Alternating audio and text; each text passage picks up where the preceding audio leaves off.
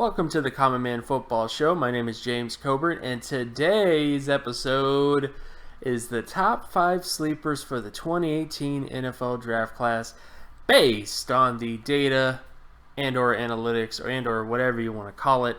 The 3 main metrics we're going to be looking at today is 1, age. All the quarterbacks today hit at least 23.5 or less when it comes to their age on draft day, because 100% of multiple All-Pro quarterbacks since the 1983 NFL Draft Class were at least 23.5 or less. And we're also going to be looking at the high school production metric, which takes into account completion percentage, touchdown interception ratio compared to all their high school peers since the 2007 NFL Draft Class. The study that I used for this includes 6,000 plus quarterbacks performances during that time span, so it's a fairly large sample size, lots of meaningful things to gain from it. And then the last quarterback metric we're going to be using is the complete QB stat score. This score takes collegiate production, it takes the touchdown interception ratio, the completion percentage, and the strength of schedule on a 10-year average as a comparison. And based on this data, all the way back to the 1958 NFL Draft Class, there's been lots of meaningful sort of nuggets of information to take from that particular metric. And again, when you get data that goes all the way back to the 1958 NFL Draft Class, you know that you're working with something special here.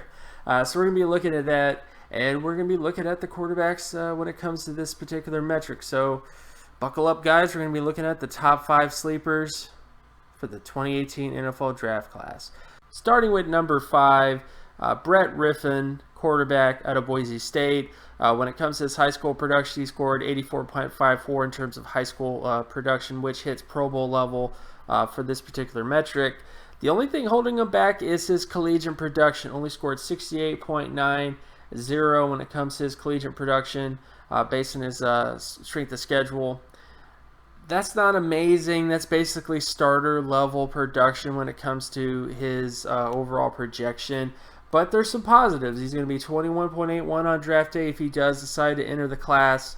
And he has a whole nother year of production, which is this year. So if Brett Rypien comes out this year and is just a much more efficient, much better passer, and much just better overall player this year from an efficiency standpoint, I think he has a very good chance to get into that Pro Bowl level of production, in which case he'll be a fairly decent lock to become that type of player. He has very impressive arm talent, and he's definitely a quarterback I really want to get into later on in terms of film stuff. But as of right now, his 68.90 complete QB stat score kind of lowers his chances as of right now, but he's a sleeper for a reason, guys. Going into this class, if he makes massive improvements on this particular metric, he should be considered one of the better quarterbacks in the 2018 NFL class. At number 4, we have Kyle Allen, quarterback out of Houston. When it comes to his high school production score, he scored 93.59 out of 100, which is very good high school production. Hits all the marks when it comes to Pro Bowl potential. And when it comes to his complete QB stat score, scored 79.17 out of 100, which is good. I mean, there's lots of potential with Kyle Allen. Almost Pro Bowl level when it comes to his collegiate production. So all that really matters is what happens at Houston. If he goes into Houston and he has a big year, you'll hear Kyle Allen's name get talked about a little bit more as we get closer to the draft.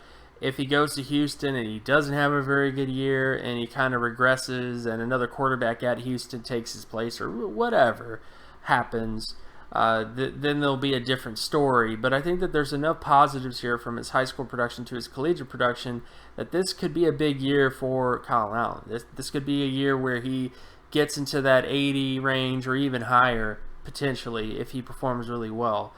So I'm going to be excited to see what Kyle Allen does at Houston, and it's just a matter of if he goes to Houston and has a very big year or doesn't, and then we'll see from there, and that's why he's a sleeper on this list.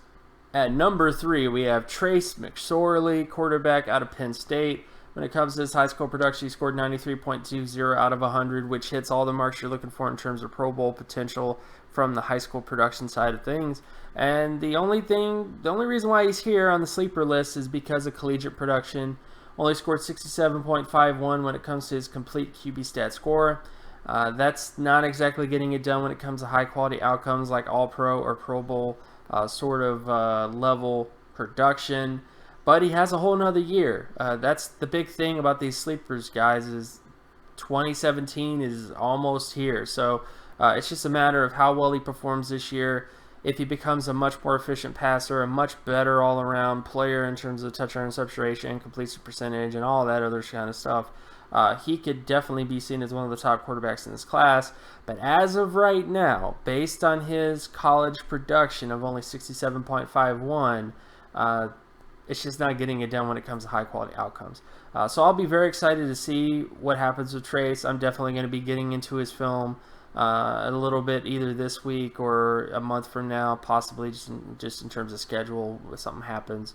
But I'll definitely be excited to see what he brings to the table and what some of his strengths and weaknesses are. But as of right now, he has very good shot of being a sleeper, but not necessarily in that other range of bam, Pro Bowler right now type of status. At number 2, we have Wilton Speight, quarterback out of Michigan.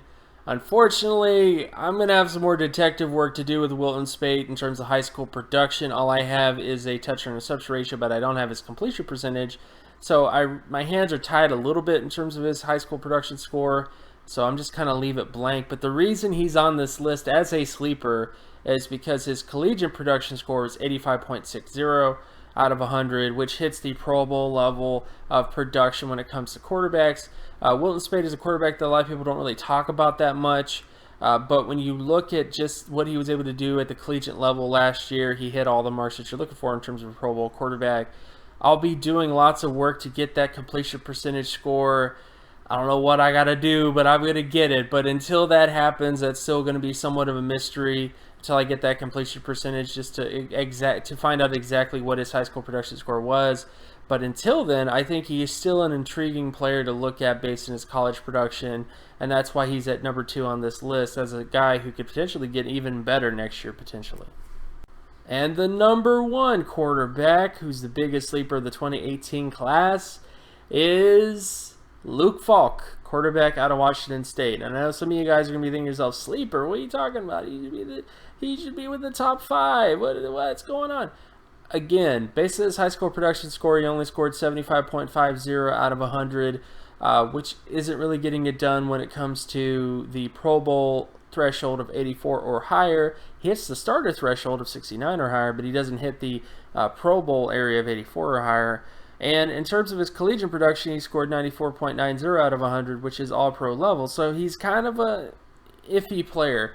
Very impressive collegiate production, and that is something I'm going to give him props to. Great on you. But when your high school production doesn't match up with your collegiate production, I start to question things, I guess, when it comes to him. So I do think there's lots of positives here. He could become an outlier. He could become one of those quarterbacks who bucks the trend, if you will. Again, high school production data only goes back to the 2007 NFL draft class. It's a very substantial sample size, but I wish it went back to at least the 80s is actually where I'd feel kind of comfortable when it comes to the high school production sort of stat, which I think would probably be impossible to do just because of how many high schools I'd have to visit and all that other kind of stuff. But the bottom line is that when it comes to Luke Falk, his high school production just disagrees with his collegiate production. He's number 1 on the list because of his collegiate production. That's very impressive. That could be something that potentially makes him an outlier. But because his high school production doesn't really hit the Pro Bowl mark, it's just going to put some doubt into just how good Luke Falk can be long term in the NFL going forward. So we've come to the end of the top 5 sleepers for the 2018 NFL draft class according to the analytics. My name is James Cobern. You can follow my work at draftcoburn.wordpress.com, of course on Twitter at Geometrics. And if you like this content, if you want more content like this, be sure to leave a like and subscribe. Click that like button. Click it now. Click it. Do it now. So click that like button, and I will talk to you guys in the next video. Peace.